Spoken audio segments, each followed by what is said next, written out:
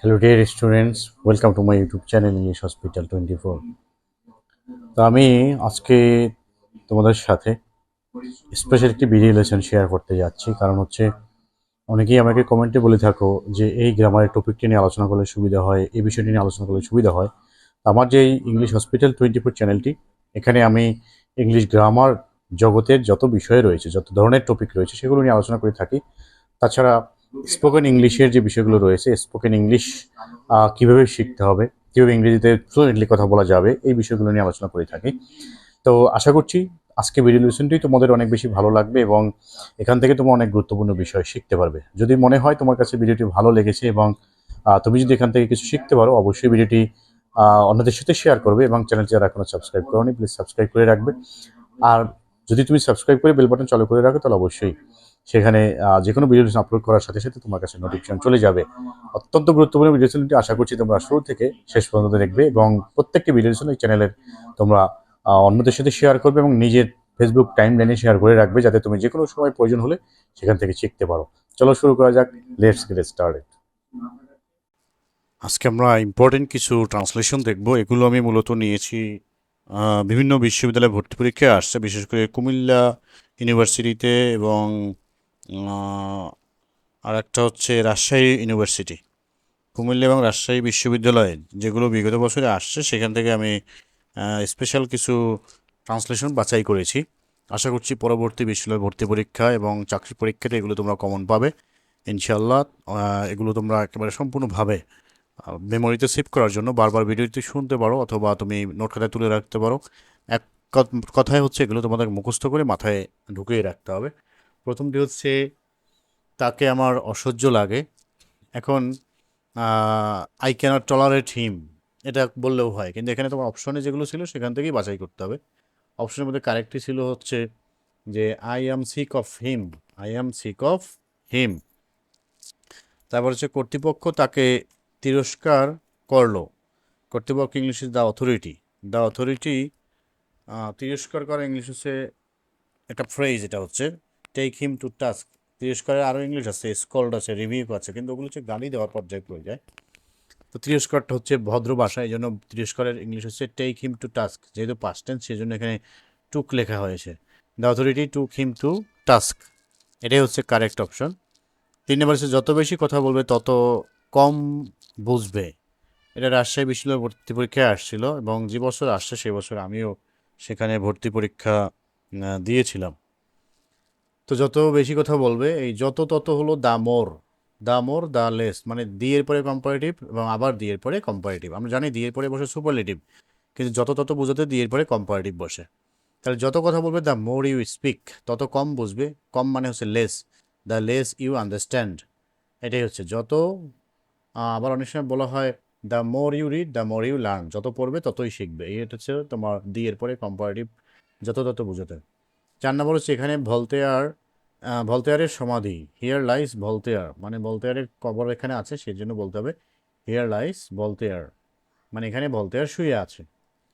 তো কবরেই তো মানুষ শুয়ে থাকে। নাম্বার 5, অবশেষে সে পুলিশের কাছে ধরা দিল, অ্যাট লাস্ট হি সারেন্ডার্ড। ধরা দেওয়া মানে হচ্ছে এখানে সারেন্ডার, আর ধরার ইংলিশ হচ্ছে ক্যাচ, কিন্তু যখন সে নিজে কারো কাছে আত্মসমর্পণ করে সেখানে সারেন্ডার বলা হয়। At last he surrender to the police. বাচ্চাকে গোসল দাও, মানে গোসল করাও, এটাই। Let the baby take a bath, মানে বাচ্চাটিকে গোসল করিয়ে দাও। কোনো কাজ যখন অন্য কেউ করবে সেখানে আমরা লেট দিয়ে ব্যবহার করে থাকি। লেট হিম গো, তাকে যেতে দাও, এরকম। যার অনেক পরিচিত লোকজন ছিল, হু হ্যাড মেনি অ্যাকোয়েন্টেন্সেস, অ্যাকোয়েন্টেন্সেস মানে হচ্ছে পরিচিত লোক। হু হ্যাড মেনি অ্যাকোয়েন্টেন্সেস মানে হচ্ছে যার অনেক পরিচিত লোক ছিল। 8 নম্বর, শোনা কথায় বিশ্বাস করিও না, do not believe in hair সেই। হেয়ার সে মানে হচ্ছে শোনা কথা, হেয়ার সে, হেয়ার মানে শোনা আর সে মানে কথা। Do not believe in hearsay. 9 number, এই অঙ্কটি শক্ত, the sum is hard, the sum is hard. 10 number, সে গভীর চিন্তায় মগ্ন হলো, he was absorbed in thought, he was absorbed in thought, সে গভীর চিন্তায় মগ্ন হলো। 11, ছাত্ররা ন্যায় ও গণতন্ত্রের জন্য সংগ্রাম করে। তাহলে স্টুডেন্টস ফাইট, ছাত্ররা সংগ্রাম করে ফর জাস্টিস, ন্যায় বিচার মানে হচ্ছে জাস্টিস, আর গণতন্ত্র হচ্ছে ডেমোক্রেসি। স্টুডেন্টস ফাইট আর সংগ্রাম করেছিল, করেছিল বললে হবে ফট, করেছিল করে, এগুলো অবশ্যই তোমাদেরকে বুঝতে হবে। 12 নম্বর, আমি ভাবি। কোনো সাবজেক্টের সাথে যখন রস্বইটা যুক্ত হয়ে যায় তখন সেখানে কিন্তু মানে হচ্ছে বেশি জোর দেওয়া হয়। সেই জোর দেওয়ার ক্ষেত্রে আমরা রিফ্লেক্সিভ প্রোনাউন অথবা রিফ্লেক্সিভ ইমফ্যাটিক প্রোনাউন অথবা ইমফ্যাটিক ক্লোজ ব্যবহার করতে পারি। যেমন ইট ইজ আই, এর পরিবর্তে আই মাইসেলফ, যদি আমরা এখানে আই মাইসেলফ লিখি তাহলেও হয় আই মাইসেলফ থিঙ্ক। আর যদি আমরা এটাকে যেহেতু অপশনে যেগুলো ছিল সেখান থেকে বাছাই করি, তাহলে অপশনে রয়েছে it is I who think, আমি চিন্তা করি। তাহলে কোনো সাবজেক্টের উপরে যখন বেশি জোর দেওয়া হবে সেক্ষেত্রে সাবজেক্টের পাশেই আবার ওই সাবজেক্টেরই রিফ্লেক্সিভ প্রোনাউন ব্যবহার করেও সেন্টেন্সটিকে কারেক্ট করা যায়। কিন্তু যেহেতু অপশন দেওয়া থাকবে আমাদের ইউনিভার্সিটি অ্যাডমিশন টেস্ট বা চাকরির পরীক্ষায়, সেখানে তোমাকে অপশনগুলো থেকেই সঠিকটি বাছাই করে নিতে হবে। নাম্বার 13, নারীরা দরিদ্রদের মধ্যে দরিদ্রতম। তাহলে women are the poorest of the poor, নারীরা হচ্ছে দরিদ্রদের মধ্যে, নারীরা, এই জন্য এখানে উইমেন হবে plural form, women are the poorest of the poor. 14, সেদিন ছুটির দিন ছিল, ইট ওয়াজ এ হলিডে, সেদিন ছুটির দিন ছিল, ইট ওয়াজ এ হলিডে। 15 নম্বর, বিবাদীকে যথাসময়ে সমন জারি করা হয়েছে। বাদী এবং বিবাদী, বাদী হচ্ছে যিনি মামলা করেন, আর বিবাদী হচ্ছে আসামি, আসামিও বলা যায় এখানে। সমন জারি হচ্ছে কাউকে কোনো নোটিশ জারি করা। তাহলে বিবাদের ইংলিশ হচ্ছে the defendant was issued summons, সমনের ইংলিশ হচ্ছে সামন্স অন টাইম, এখানে ইন টাইম দেওয়া যায়, in time. The defendant was issued summons in time মানে যথাসময়, আর যথাসময় পূর্বে হচ্ছে on time. The defendant was issued summons in time. 16 number, আমি ফল পছন্দ করি, আই লাইক ফ্রুটস, আমি ফল পছন্দ করি, আই লাইক ফ্রুটস। 17 নম্বর, আমি তার সাথে কথা বলি না, I am not on speaking terms with him. এটা কিন্তু নর্মালি এরকম বললেও হতো যে I do not speak with him, কিন্তু যেহেতু অপশনে যেগুলো রয়েছে সেখান থেকে আমাদেরকে বাছাই করতে হবে। ইউনিভার্সিটি অ্যাডমিশন টেস্টে একটু এরকম ঘোরানো পেঁচানোগুলোই আসে, I eat rice, I go to school, I go home, এই ধরনের সেন্টেন্স খুব একটা বেশি আসে না। ওই সহজ সেন্টেন্সই আসে কিন্তু একটু ঘোরানো থাকে, যেমন I am not on speaking terms with him. 18 নম্বর, তোমার বরং স্থানটি ত্যাগ করা ভালো, বরং এই ক্ষেত্রে হলো হ্যাড বেটার অথবা উড রেদার। তাহলে হ্যাড বেটার ব্যবহার করা হয় শুধু বরং থাকলে, আর যখন এর চেয়ে ওটা করা ভালো সেই ক্ষেত্রে হয় উড রেদার। তাহলে you had better leave the place, had বেটারের পরে ভার্বের present form, you had better leave the place, তোমার বরং স্থানটি ত্যাগ করা ভালো। 19 নম্বর, আমাকে তার কাজ করতে বাধ্য করলো। তাহলে কেউ যদি কোনো কাজ করতে বাধ্য করে সেক্ষেত্রে পজিটিভ ভার্ব ব্যবহার করতে হবে।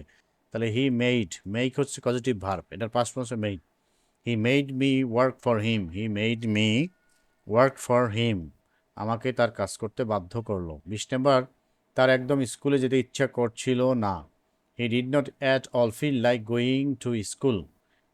ইচ্ছা করার ক্ষেত্রে কিন্তু আমরা বলতে পারি এরকম যে he did not like to go to school, সেরকম বললেও হয়, কিন্তু অপশন যেটা আছে সেখানে সে he did not at all, একদমই করছিল না, একদম মানে at all, he did not at all feel like going to school, তার একদমই স্কুলে যেতে ইচ্ছে করছিল না। 21, শত্রুকে খাটো করে দেখো না, do not Cry down your ফো মানে হচ্ছে শত্রু বা ইনিমি, যেহেতু অপশনে ফো আছে আমরা ফোটাই বেছে নিলাম। আর যদি ইনিমি থাকতো ইনিমিও লিখতে পারতাম, কিন্তু যদি দেখা যায় কোনো জায়গায় এনিমি আছে কিন্তু সেখানে এই যে ফ্রেজটি ব্যবহার করা হবে সেটা ভুল আছে, তখন কিন্তু সেটা আবার বাছাই করা যাবে না। শুধু ইনিমি দেখলেই যে সেটাই বাছাই করবো তা নয়, আসলে হচ্ছে মূল ভার্ব যেটি সেটা কোথায় আছে সেটাই। Do not Cry down your ফো, তো do not Cry down your ফো, শত্রুকে খাটো করে দেখো না। 22 নম্বর, 50 বছর পূর্বে তিনি ইন্তেকাল করেছেন, হি ডায়েড 50 years অ্যাগো, 50 বছর আগে তিনি ইন্তেকাল করেছেন, হি ডায়েড 50 years অ্যাগো। 23, আমার 3 জোড়া জুতা আছে, I have 3 pairs of shoes, আমার 3 জোড়া জুতা আছে। 24, আলোর নিচেই অন্ধকার, the নিয়ারার the church, the further from the god. এখানে ভালো বুঝতে গড ব্যবহার করা হয়েছে, যে যেখানে ভালো কিছু থাকে তার কাছে আবার খারাপটাও থাকে। তাহলে চার্চ হচ্ছে এখানে যদিও মসজিদ ব্যবহার করা উচিত ছিল, তো চার্চ খ্রিস্টানদের চার্চকেই ব্যবহার করেছে। আবার এখানে গড ব্যবহার করেছে, খ্রিস্টানরা সৃষ্টিকর্তাকে গড বলে, তো এক্ষেত্রে সেই জন্যই ওটা মিলিয়ে ব্যবহার করা হয়েছে।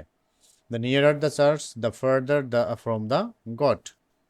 মহিলাটি জানতো না তার স্বামী বাড়িতে নেই। The women did not know, মহিলাটি জানতো না দ্যাট যে her husband was not at home, তার স্বামী বাড়িতে নেই। The women did not know that her husband was not at home. 26 নম্বর, সে বড় শক্ত লোক। He is hard nut two crack, এটা হচ্ছে একটি idioms. Hard nut two crack মানে শক্ত লোক। তাহলে he is hard nut two crack মানে হচ্ছে তিনি খুব শক্ত লোক। 27 নম্বর, এমন ছেলে বাঁচলেও ভালো মরলেও ভালো, এরকম একটি কথা রয়েছে। বা এমন ছেলে বাঁচলেও যা মরলেও তা। It is all the same whether such a boy lives or dies. It is all the same whether such a boy lives or dies, এমন ছেলে বাঁচলেও ভালো না বাঁচলেও ভালো বা মরলেও ভালো। তুমি যত নষ্টের গোড়া, you are at the root of all মিসাইভস। নষ্ট মানে হচ্ছে মিসাইভস, মিসাইভস মানে হচ্ছে দুষ্কৃতি বা নষ্ট খারাপ কাজ। তাহলে you are at the root of all মিসাইভস, তুমি সকল নষ্টের গোড়া। আমি দেখলাম যে ঘড়িটা বন্ধ হয়ে গেল। I found that the clock had stopped. I found that the clock had stopped. মনে হয় ছেলেটি তার কাজটি করে ফেলেছে। The boy seems to have done his assignment, কাজ মানে হচ্ছে assignment. The boy seems to have done his assignment, মনে হয় ছেলেটি তার কাজটি করে ফেলেছে। এখানে কিন্তু ডান হিজ জব বললেও হতো, ডান হিজ ওয়ার্ক, কিন্তু অপশনে রয়েছে অ্যাসাইনমেন্ট, অ্যাসাইনমেন্টই হবে। সে চেষ্টার কোনো ত্রুটি করেনি। He left no stone unturned, এটা একটি phrase. Leave no stone unturned, এই পুরোটার অর্থ হচ্ছে চেষ্টার ত্রুটি না করা, চেষ্টার ত্রুটি না করা। যেহেতু পাস্ট টেন্স সেজন্য এখানে লেফট হয়েছে। He left no stone unturned. ঝুঁকি সত্ত্বেও সে নদীতে ঝাঁপ দিল। শি জাম্পড, সে এখানে হিও থাকতো, কিন্তু অপশন যদি শি আছে যেন আমরা শি ব্যবহার করেছি, হি দিলেও হয়। He jumped into the river despite, সত্ত্বেও ইংলিশ হচ্ছে ডেসপাইট অথবা in spite of. Despite the risk, despite the risk, she jumped into the river despite the risk. 33, অল্প বিদ্যা ভয়ঙ্কর। A little learning is a dangerous thing, এটা হচ্ছে একটি proverbs. 34, সময়ের সদ্ব্যবহার করা উচিত। One should make the best of one's time, one should make the best of one's time, অথবা one should utilise the time most, এরকম লিখলেও হয়। তবে অপশনে রয়েছে ওয়ান শুড মেক, ওয়ান থাকলে পরে নাউনের আগে ওয়ানেরই পজিটিভ প্রণাম ব্যবহার করতে হয়। তো ওয়ানের পজিটিভ প্রণাম হচ্ছে ওয়ান্স। যেমন একজনের স্বাস্থ্যের যত্ন নেওয়া উচিত, যেখানে সাবজেক্ট থাকে না সেখানে কিন্তু আমরা ওয়ান ব্যবহার করে থাকি। যেমন যদি এরকম বলে স্বাস্থ্যের যত্ন নেওয়া উচিত, তাহলে এক্ষেত্রে আমাদের বলতে হবে one should take care of one's health. এরকম কিন্তু বিগত বছরে আসছে, আমি দেখেছি। 35, কারণ ছাড়াই তাকে অব্যাহতি দেওয়া হলো। মানে চাকরি থেকে ডিসমিস করে দেওয়া। তাহলে হি ওয়াজ ডিসমিসড, এখানে ওয়াজ ডিসমিসড হবে কারণ এটা হচ্ছে প্যাসিভ ভয়েস, নিজে নিজে কিন্তু ডিসমিস হয়নি, অন্য কেউ তাকে ডিসমিস করেছে, এই জন্য হি ওয়াজ ডিসমিসড। আনরিজনেবলি, আনরিজনেবলি মানে অকারণে, কারণ ছাড়াই। রিজনেবল মানে হচ্ছে যৌক্তিক, আর অযৌক্তিক মানে হচ্ছে আনরিজনেবলি। কারণ ছাড়াই মানে হচ্ছে অযৌক্তিকভাবে তাকে অব্যাহতি দেওয়া হয়েছিল। হি ওয়াজ ডিসমিসড আনরিজনেবলি। 36, তার বুদ্ধি বড় মোটা। হি is block headed, block headed মানে হচ্ছে মাথা মোটা বা বুদ্ধিতে মোটা, যেটা আমি বলে থাকি। He is block headed. রেলগাড়িটি সারে সারে। The train is about to start, the train is about to start. 38, আজ আগের চেয়ে খারাপ বোধ হচ্ছে, মানে আগের চেয়ে শরীরটা আজকে খারাপ লাগছে। আই অ্যাম মোর আনওয়েল মানে আগের চেয়ে, মোর মানেই হচ্ছে আগের চেয়ে বেশি, অধিকতর। আই অ্যাম মোর ওয়েল তার মানে আগের চেয়ে আমি ভালো। 39, সে তার মাকে ডাকতে ডাকতে ঘরে ঢুকলো। তাহলে হি এন্টার্ড দ্য রুম, এখানে রুম বলা যায় অথবা হাউসও বলা যায়। কলিং হার মাদার, ডাকতে ডাকতে হচ্ছে কলিং, খেতে খেতে হচ্ছে ইটিং, হাঁটতে হাঁটতে হচ্ছে ওয়াকিং, গাইতে গাইতে হচ্ছে সিঙ্গিং, তারপরে হাসতে হাসতে হচ্ছে লাফিং, কাঁদতে কাঁদতে হচ্ছে ক্রাইং। তাহলে যেখানে আমাদের কাঁদতে কাঁদতে বলবে, হাসতে হাসতে বলবে, এক্ষেত্রে আমরা আইএনজি যুক্ত শব্দটা বাছাই করব। He entered the room calling her mother. 40 number, কালো হলেও সে সুন্দরী। এই যে হলেও বা সত্ত্বেও, এটা হচ্ছে ডিসপাইট ব্যবহার করা হয়। ডিসপাইট হার ব্ল্যাকনেস, কালো সত্ত্বেও শি ইজ বিউটিফুল, কালো হলেও সে সুন্দরী। শি ইজ বা ডিসপাইট হার ব্ল্যাকনেস, এই অংশটা শেষেও থাকতে পারতো, যেখানেই থাকুক, এটা হচ্ছে অতিরিক্ত অংশ, এটা আমাদের কোনো জায়গায় যে থাকতে হবে এখানেই শুরুতে থাকতে হবে তা নয়, শেষেও থাকতে পারতো। শি ইজ বিউটিফুল ডিসপাইট হার ব্ল্যাকনেস। কাঁচায় না নোয়ালে বাঁশ, পাকলে করে ঠাস ঠাস। এটা হচ্ছে সঠিক সময় কাজ না করলে পরে কাজ কিন্তু ভালো হয় না, সেটাই। তাহলে strike the iron while it is hot. 42 অনাথ ছেলেটিকে কালে ভদ্রে দেখা যায়। অনাথ মানে হচ্ছে এতিম। তাহলে দ্য অরফ্যান